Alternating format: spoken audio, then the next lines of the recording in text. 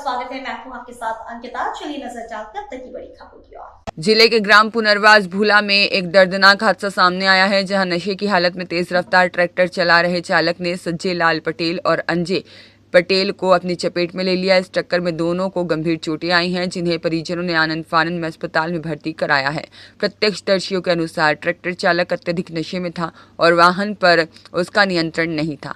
ग्रामीणों का आरोप है कि पैच प्रभावित किसानों को जमुनिया में पुनर्वास के लिए 60/40 के प्लॉट आवंटित किए गए थे और उन पर भूमाफिया की नज़र है। अब तक लगभग 80 किसानों के प्लॉट से अवैध रूप से मिट्टी निकाल ली गई है, जिससे वे गहरे गड्ढों में तब्दील हो गए हैं। स्थानीय निवासियों ने बताया कि इस अवैध उत्खनन की शिकायत जिला प्रशासन और संबंधित विभाग से कई बार की गई और ज्ञापन भी सौंपा गया, लेकिन अब तक कोई ठोस कार्रवाई नहीं हुई।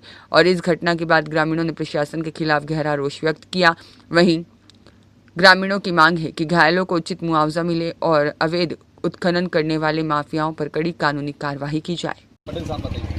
आज हमारी भूला पुनर्वास में एक बहुत भयानक एक्सीडेंट का हादसा हो गया, जिसमें हमारी पुनर्वास भूला के ग्राम पटेल श्री सज्जेलाल चंद्रवंशी जी और अंजेलाल चंद्रवंशी जी दोनों भाई घर से पैदल निकले हुए थे।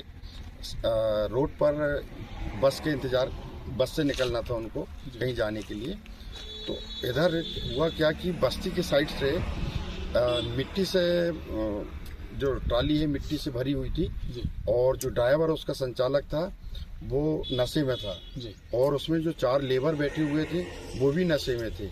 उन्होंने तीव्र गति में दोनों बुजुर्गों को पैर दिया, जिसमें भर्ती का ट्रैक्टर सज्जे पटेल के पैर के ऊपर से जाने से पैर पूरी तरह फ्रैक्चर हो गया है, हड्डियां पूरी चूरा हो गई हैं। और उनके साथ में उनके जो बड़े भाई थे वो भी अगले टायर में आकर के पलटी मारती हुए अगला टायर उनके ऊपर चढ़ गया। ऐसी स्थिति में हम लोग वहाँ समकक्ष चाय की दुकान थी जहाँ हम बैठ कर के चाय पी रहे थे, हम लोग वहाँ गए।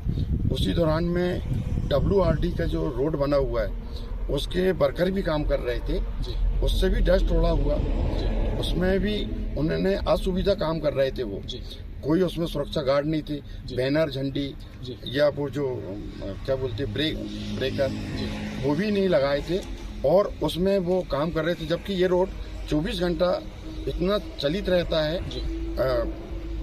मोटरसाइकिल, साइकिल, स्कूल के बच्चे, गांव के लोग, आने जाने वाले ट्रैक्टर, गाड़ी, घोड़े। उसके बाद में नशे में उनको समझाया गया कि आप नशे में गाड़ी ना चलाया करें और धीरे चलाया करें बस्ती के अंदर, लेकिन उन्होंने एक भी नहीं मानी आज तक के।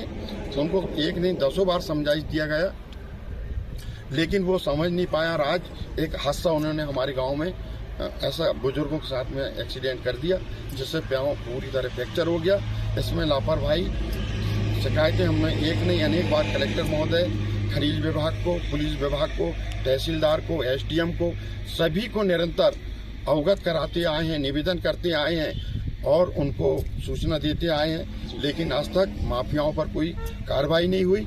हमारे भूला पुनर्वास के 55 हितग्राही जिनको पट्टा आवंटित हुआ था, उनकी पूरी मिट्टी खोद करके माफियाओं ने शहरों में नीलामी कर दी, बेच दी मिट्टी को, और उसकी जानकारी हम निरंतर देते आए हैं, कार्रवाई करते आए हैं। लेकिन आज तक के पैच प्रभावित किसानों के साथ में उनके पक्ष में न कोई कार्रवाई हुई है, न उनको कोई सुरक्षा का प्रावधान किया गया है और न ही आज तक कोई सुरक्षा दी गई है। अभी भी एक्सीडेंट होने के बाद में पुलिस को जब फोन किया, 1.25 घंटे में पुलिस स्पॉट पर पहुंची। उसके बाद में हमने ट्रैक्टर और ट्रैक्टर ड्राइवर को पुलिस को हैंड ओवर करके और उनको दे दिया। किसान संघर्ष समिति बलराम पटेल, भूला पुनर्वास।